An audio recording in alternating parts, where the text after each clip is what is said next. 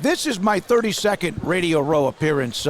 First was 92, Century Plaza Hotel in Los Angeles, Cowboys and Bills. And every year but like 2 since that time, you have been on this. Roman Gabriel, by the way, Roman Gabriel III is with us on 365 Sports. How many have you been to? David, I got to be up there with you in terms of seniority because my first one was 2 years later in 94. Oh, okay. So all the guys that I knew and you knew from the newspaper era that were there since Super Bowl I, a lot of those guys obviously aren't around anymore.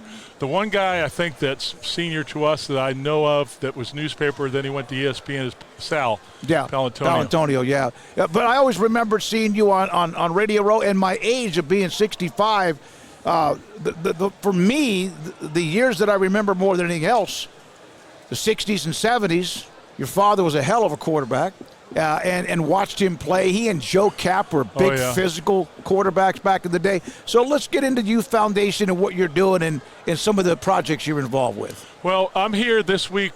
A lot of things going on, but the number one priority is our Sold Out Youth Foundation, which I've been involved with my wife since 2008.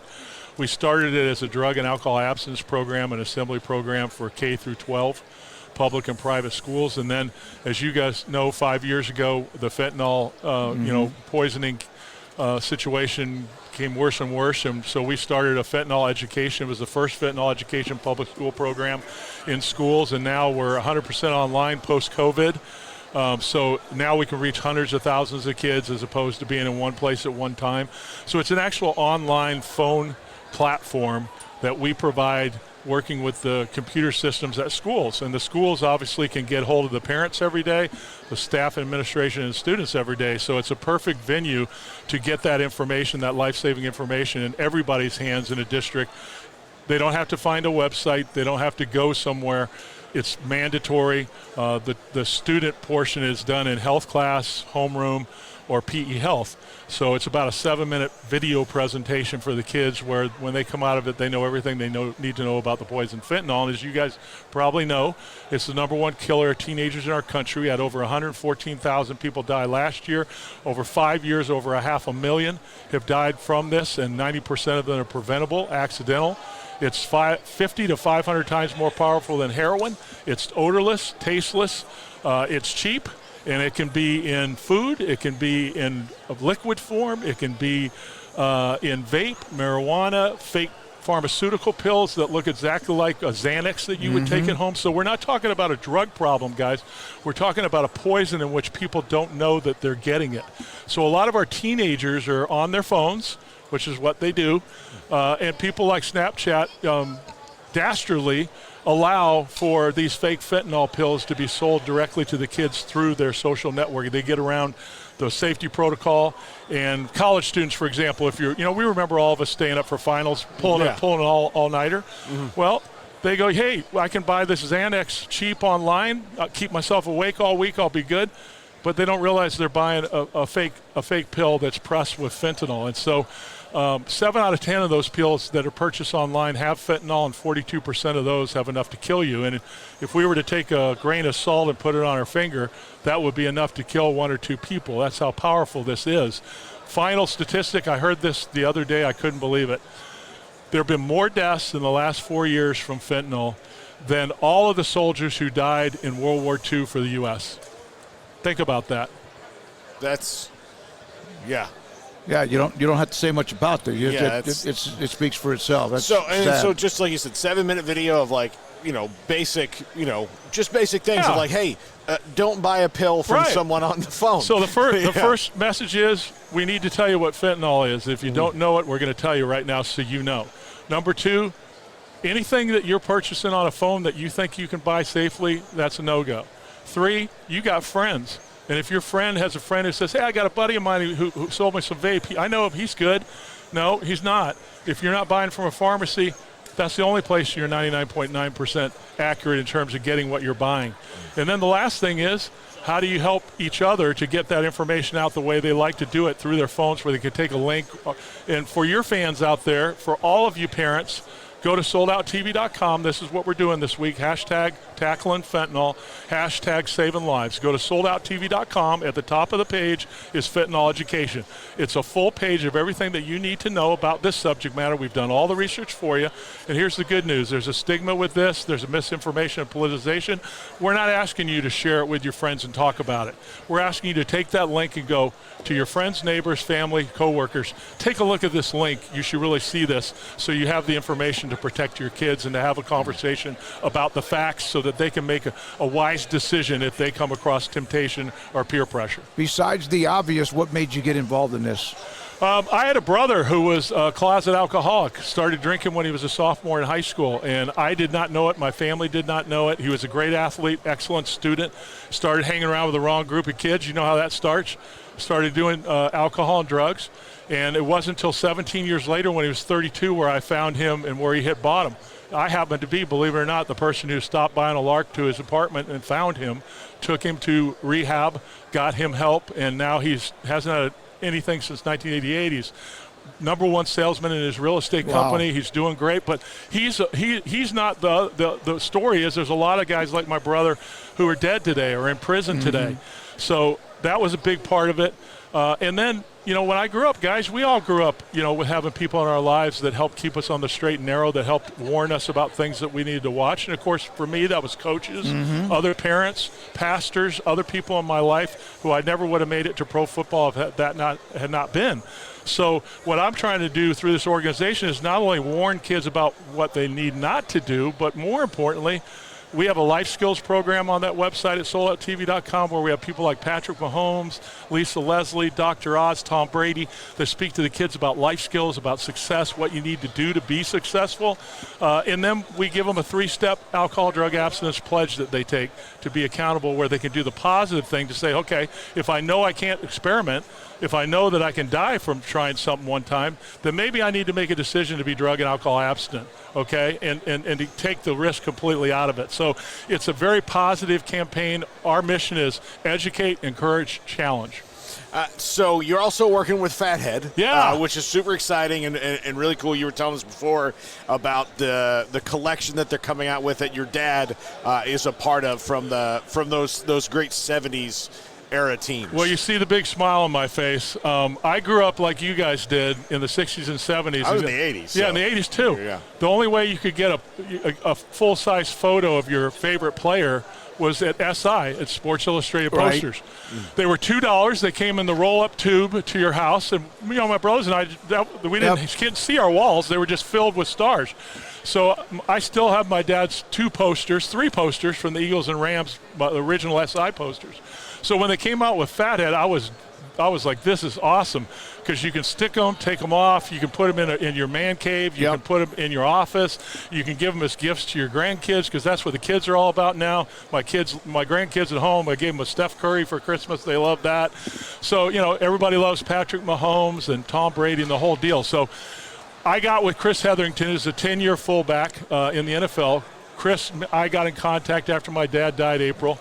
And he said, I'd love to be able to, memorialize your dad forever in a Fathead Legends. Would you develop it? And so I developed it. It's ready to go. I'll send you guys some photos so you can take a look. But here, very, very soon, we'll be launching it. It'll be a big marketing campaign. So I'm really excited about that.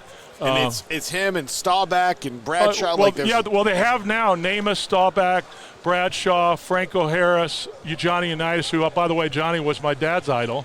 And, of course, he played in many big games against Johnny Unitas. He probably was one of the only guys to have a winning record against Johnny Unitas. So, the Fathead collection is a full-size stand-up, full-size sticker set, and me being an old-school guy like you guys, it's the old Rams horn logo. It's the old block LA Rams. It's the white and blue MVP uniform from 1969, 1 bar on the Fathead. I told him I don't want him with his hair. I want it with the helmet and the single bar. So everybody's going crazy on what I've showed them. I played at a high school in Japan. That we were the Yokota, but our colors were like the Rams colors. And I just loved that color. It's just simple. and yet dynamic. There were two uniforms, right? The Yep. Rams and the old Chargers powder blue was Yes. one of the most beautiful uniforms you ever seen. If you guys remember, when the two leagues came together, they came to the Coliseum and played the Rams in 1972. And you had the Chargers old school and the Rams old school on the same field. It was amazing. I wish the Rams would go back to those colors. Listen, every team in the NFL does the throwbacks. The Rams are missing. I've told them this. Yep. You guys are missing out on thousands and thousands of dollars. Why don't you have the throwbacks in the Rams store and on the Rams deal? Why don't they wear them at least once a year with the all white like they did when they were at the Coliseum 3 years ago? I mentioned Joe Cap, Roman Gabriel, your father, and that's kind of when I was 8, 9, 10, 12 years old when they were great teams. What was the legacy that your father left, in your opinion? Well, I see it differently because I saw it from the start. Sure. You know, my dad started playing when I was born, and he didn't finish playing until I graduated high school. That's 17 years. Mm-hmm. So as a kid, I thought that 17 years was what everybody plays because that's all I saw. I lived it. I knew when I was 7 I wanted to be like my dad. I wanted to play pro football. I told him. He didn't want me to play tackle football when I was 7. I begged him. Finally, he let me play when I was 9, and these were the words he said to me, even as a playing Pop Warner. He said, if I let you play football, you're going to do it right, you're not going to quit, and you're going to take it seriously because you respect the game. And that was the way that I saw the game, because that's the way my dad lived the game 24 hours a day, 7 days a week, when nobody was watching. And that's what he said, when nobody's watching is when you become a champion. So my dad's legacy is 2 ways. I want to get him in the Pro Football Hall of Fame. He made it to the top 60 this year in the senior category. But I also can tell you that he raised over $10 million using his platform as an NFL quarterback to help kids, to help charities. And he took me to those events, showed me what charity looked like when I was a kid. And now today, for the last 25 years, we've been serving the same way. And I would not be doing what I'm doing with my foundation if my dad had not shown me how important it is that the fans are what make you. And the bottom line is you take seriously what you can do with your platform to help other people. Out of curiosity, because he had, I know, there's some acting gigs that he did, and he was, you know, John Wayne movie and Perry Mason. Perry Mason and Gilligan's Island. Yeah, I mean, I think I read it because I remembered it, and I looked it up, and I remember the episode specifically. Because when I was a kid, I used to watch it every morning. I got to send you guys this. The Rams memorialized my dad at the first game this year at halftime, brought our family in, and we came out on the field, and they did this incredible 4-minute video presentation. They put together for me 3 2-minute on 3 different parts of his life. I'll send those 3 to you. They're on YouTube. Yeah. They did an incredible job of looking at how he impacted marketing and sports, like him and Namath were the 2 first quarterbacks to really do that, how he impacted the community, and then what he did on the field. Yeah, and because how much did that just kind of open up to a new world where people are like, oh, he's on the Merv Griffin show all the time. Guys, I never would have known this. I knew what people thought about my dad because my dad was the kind of person that if you did anything for him, the first thing he would do is write you a thank you letter in his handwriting. And one thing he told me was, even when I graduated high school and I got gifts for graduation or Christmas, he would tell me, you're going to write a thank you letter to all of them. That's what you're going to do. You're going to thank them for what they did for you. And see, I've heard from thousands of Rams fans all over the country, Eagles fans since he died, and the stories, you know, just these chance short things where they met him in public and they said how much he meant to him, that they spent time with them, that he signed autographs and took pictures, that he took time out of his schedule. And I'm going to tell you one quick story. When my dad played for the Rams, I would go in the locker room after the game at the Coliseum and wait for him. He would, you know, get treatment and he would get everything he needed to do and meet with all the reporters, you know, all the beat guys. Mm-hmm. After the game, if you guys remember the Coliseum, there was a rampway that came up with a gate, and the fans would be on the other side of the gate waiting for guys to come out and get autographs. He came out and he would be, after playing a game, win or lose, he would stand out there for as long as he needed to stand there, and he'd sign every single autograph. And this is a message for players today. I know you're making great money. I know that our country right now, it's all about me. But remember the guys like my dad and other guys like Johnny Unitas, Roger Staubach, who set the tone for you. Don't forget the fans. Don't forget the people who make it happen for you. Take the time. sign the autographs. Don't get ever tired of that, because you're in the place you're in and making the money you're making because fans pay a ton to come to games and for what it costs to watch on TV. And when a player retires, they talk about the camaraderie in the locker room, That's and right. the roar of the crowd, the fans, the adulation, and much more. Give both the Fathead and also the Fentanyl. Okay, so you go to fathead.com to the Legends section, and what we're going to do is we'll have an announcement coming out soon. But I can tell you guys, go to Roman Gabriel 3 on Twitter, Facebook, Instagram. I'm going to put for you pictures up of all the products today so you can see what you're getting. And I'll tell you that Fathead's behind our helping youth and helping them what we're doing, so it's kind of a dual deal. But for all parents and all your fans and everybody listening, go to soldouttv.com. It's a full cafeteria program with everything done for you on what you need to learn for your kids about health and wellness, about drugs and alcohol, and, of course, about fentanyl. Go to the top of the page, click on Fentanyl Education, and will you send it to at least one person, that link today, and they'll send it to one, and they'll send it to one, so we can get this message out and keep our kids alive. Great to see you, man. Every year you've been, you're a staple of Radio Row. David, you guys are the best. Anytime that you need me, can I come back on when we announce the Fathead? Sure, yeah. Hell yeah. I would love to do that. I'll give you my card. Let's do it. All right, buddy. Thank you, man. Thanks, guys. Appreciate Roman you. Gabriel Paul, III thanks, with brother. us. 365 Sports.